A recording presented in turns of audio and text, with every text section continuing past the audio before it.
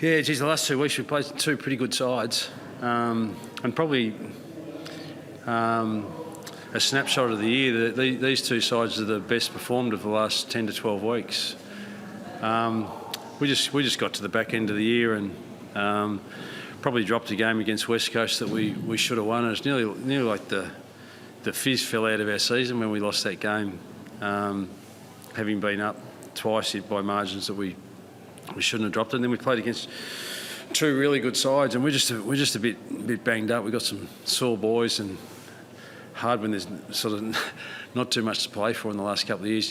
Couple of weeks, and you're playing against sides. You know, even despite them being the form sides of the competition over the last 10 to 12 weeks, both the Dogs and Hawthorn needed to win their last two games to guarantee themselves finals. So, sometimes the margins are really small at AFL level. You know what you've got to play for and what you haven't, and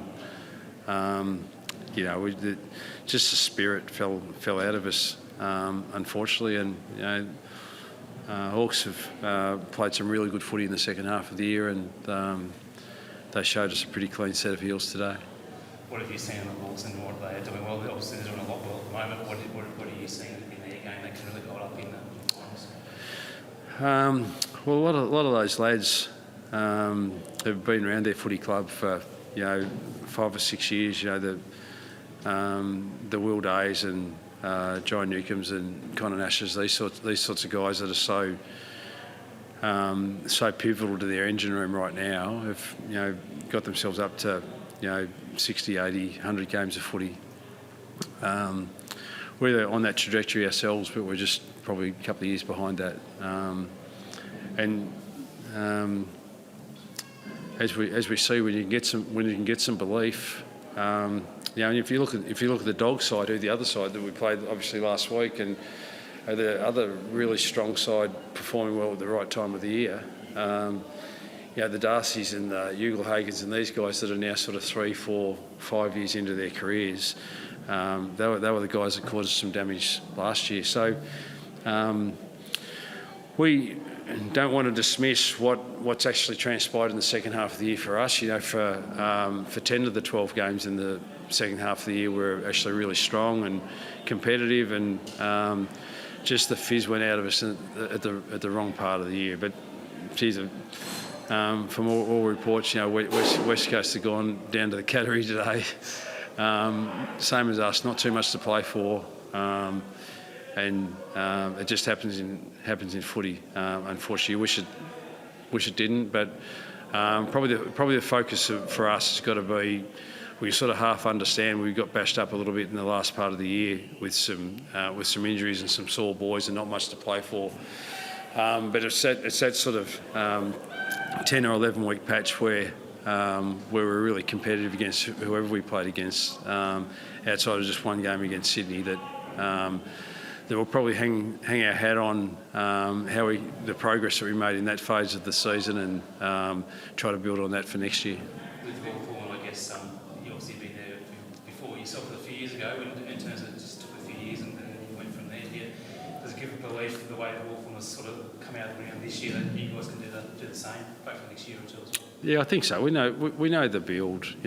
Hawthorn have been on it. The Western Bulldogs have been on it. Just inject youth into the footy club. Balance that really nicely with some mature age guys from other clubs that Hawthorn have been able to do really well over the last couple of years as well. And then you've got some wise old veterans that can just guide the ship, and Gunston returning to the club,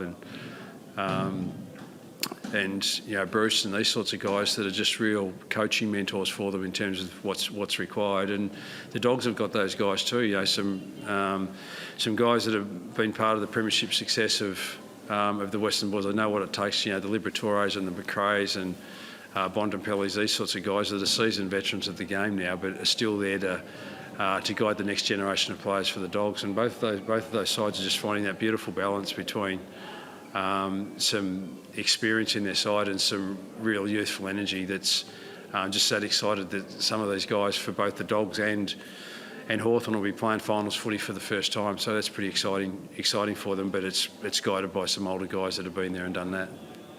You mentioned the last few games for you guys.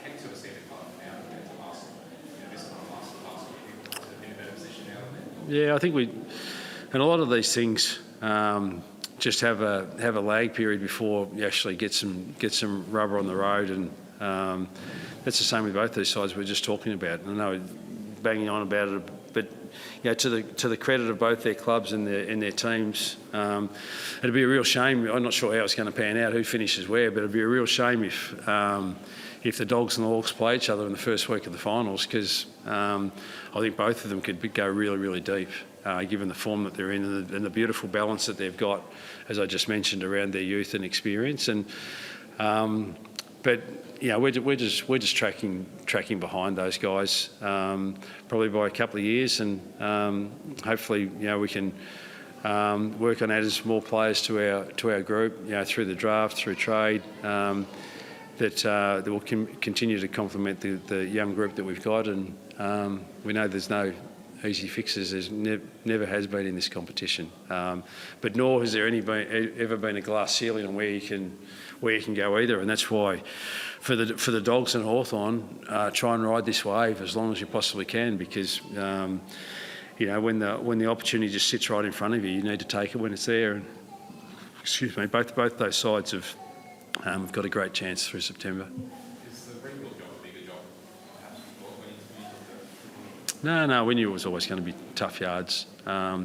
It's actually more difficult now than it's ever been with the compromised draft with father sons, northern academies. It makes it more difficult, and it's harder to get top end talent through the draft than it had been in the past. So, the league's gone away from giving priority picks at the top end of the draft, so your rebuild is more difficult. But we feel like we're on the right track as a footy club, and as we've seen with the Hawks and the Dogs and some of these other sides, Melbourne have been through it, Carlton have been through it. All those sides have been able to find their way back up the ladder again. It's taken some time.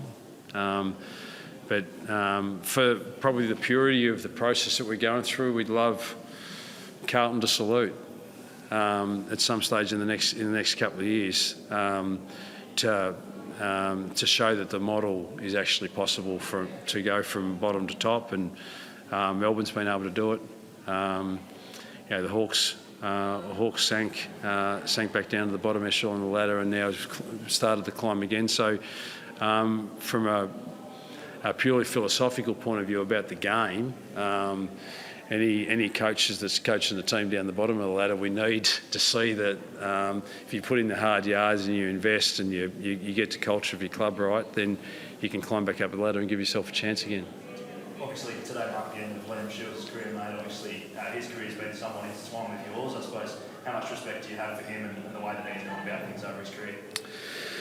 Yeah, well, he played in the era at the Hawks where there were some much more perhaps decorated players than he, in terms of their flashy brilliance and what they could contribute to the game that perhaps the fan would appreciate more. But within the walls of the footy club, there was no one more committed or dedicated to team than what he was, and did a lot of sacrificial roles for the side, and got rewarded for that.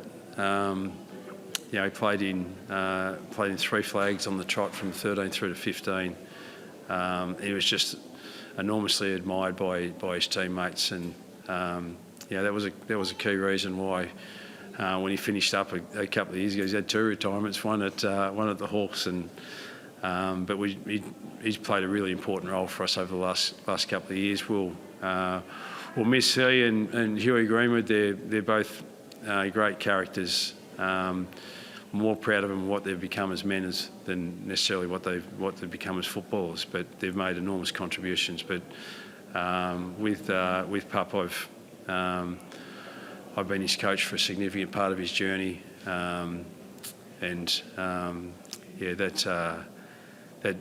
journey is not going to end, because he's going to continue to be involved with our footy club, which is going to be great. But it'll be more in an off-field capacity now than on-field. But he'll still continue to have influence, such as the the admiration that our club's got for him. I'm sure the Hawks have got for him as well. From another Tasmanian perspective, mate, obviously Mark's the end of Colby the coach's first year at the club, I suppose. How have you seen his growth over his first season? Yeah, well, he's he got rewarded by acknowledgement and recognition of his footy throughout the course of the year. He got named the under-22 side, which for an 18-year-old to come into AFL footy for his first year is a real credit to him. He had some hiccups. He's playing amongst men for the first time, and it's not just senior men's footy; it's senior AFL men's footy. It's a big step up, and he's acquitted himself really well. He's had to learn a lot along the way. We've played him in a position that's unfamiliar to him. He's played half back, but we feel like he's given us some real run and bounce and energy. And we're hoping that at some point in time, a little bit similar to Sheasel, that he'll end up playing more in the middle of the ground. But he's acquitted himself really well, fitted into our club really well, and hopefully he'll continue to progress as a player and help us climb the ladder. He said during the week that it's a great sort of introductory system in the half-back to see how the game's played and I guess learn the game there, but he'd love to play some midfield. And is that just a case of him getting a little bit more size on and just being able to withstand the rigours of the AFL? Yeah, I think so, because he had a couple of hiccups throughout the course of the year. He missed he got crunched in a pretty solid tackle when we played down at the Cattery, and he was subbed out of that game really early. Then he hurt a foot and missed about 6 weeks. Given that he had the same injury the previous year, we just wanted to be really conservative with that, so we were. And he came back and made a contribution in the second half of the year. His first half of the year was looking really strong, but that just knocked about his fitness levels a little bit. But he'll get a chance to just have a rest now, which is important for all our players. Got some sore and tired bodies, and they'll get a chance to have a rest. And hopefully, although it's really difficult right now, as you can probably tell from my tone, disappointed now, but when we get a chance to properly reflect, look at the progress that we made on field and off field within the walls of our footy club, and roll the sleeves up and get to work, because we know we were a long way from it, but there's been enough things that have happened on the field and off the field in the last 2 years that give us great hope that we're on the right track. Good on you guys. Thanks very much.